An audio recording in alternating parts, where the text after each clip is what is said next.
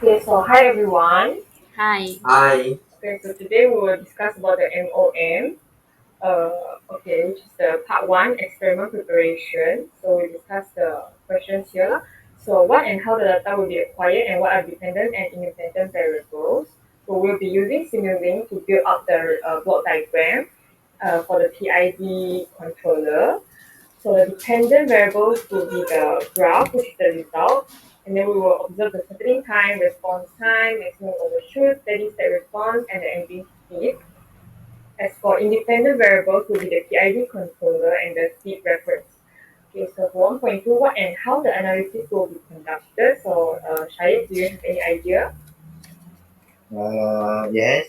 We will run the simulation and analyze the result from the graph and the parameter value. Okay. Um, okay, so 1.3, explain all the parameters that involved in this study. So, anyone want to give it a try? Yes, me. I Okay. think the parameter that involved in this study will be the constant of P, I, and D, which P is defined as proportional, I is integral, and D is derivative. Okay. For 1.4, what are the expected results of the coming experiments? Anyone? Yes. We expected to differentiate what is PPI, PB, and PID, and how does it affect the result of the analysis. Okay. Okay, so for 1.5, we are required to build the block diagram using Simulink. So in the last class, Doctor asked us to use the help in the Simulink, and then this is the block diagram that is prepared in Simulink. So we'll be using this block diagram.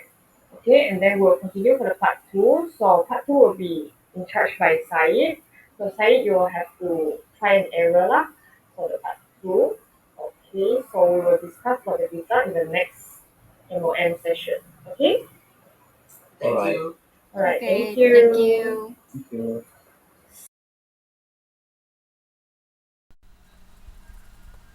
Alright, now I will show you the simulation for part 2.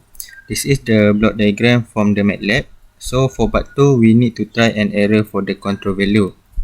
So we can find the controller value here. So we can choose either we want to use the P, PD, PI, PID or I controller. So as the lead sheet, we need to find the P value first.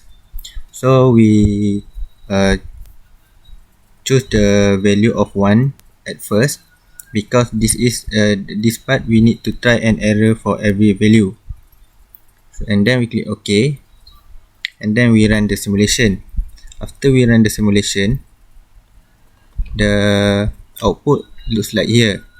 So as you can see, the output doesn't meet the output that we want, so the value is wrong. Now we change the p value. So before this we use the value of 1 and then we change it to the 0.1 to make the output better. And after that we run the simulation and the output value becomes like this. So as you can see, for this value is more accurate to the output that we want. And this is the value for P. And after that we need to find the value for PI. So we change the controller here, we change to the PI one. So the suitable value for PI is 0.01 and then we run the Simulink. After the running is complete, so this is the output for the PI value. So as you can see, the output is nearly to the output that we want, which is 0 steady state error. So the value of P and the value of 1 is suitable. And then for the next part,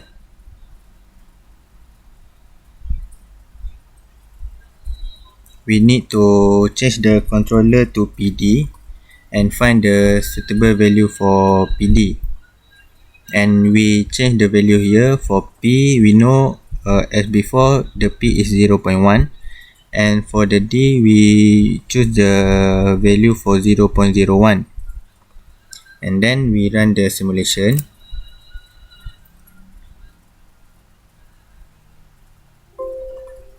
So as you can see, for this output, this is the value is increase.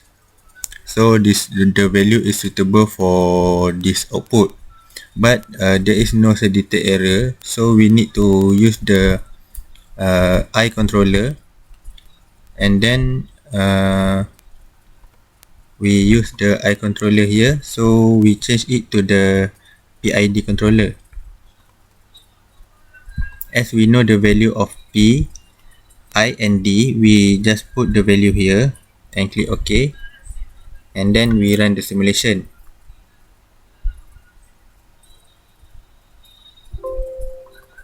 Alright, as we can see here, the output result is very suitable for the value that we need, which is 0 steady state error, and it is also under 5 seconds.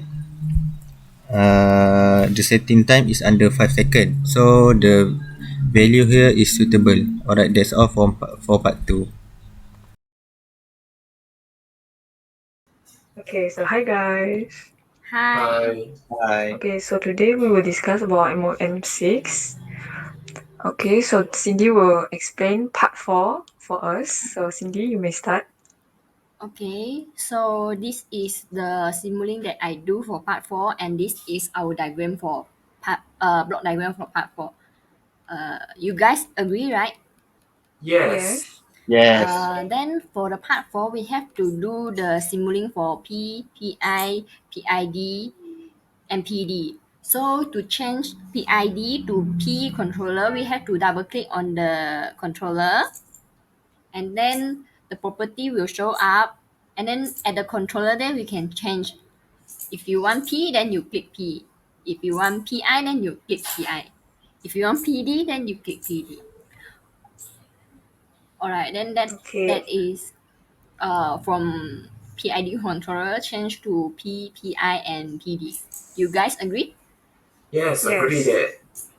Yes, Okay. agree. And then for the result, this is our result. So do you guys agree with this result? Yes, I get the same one. Yes, same here. Yes, I get the same one. Alright, then that is my presentation for part 4.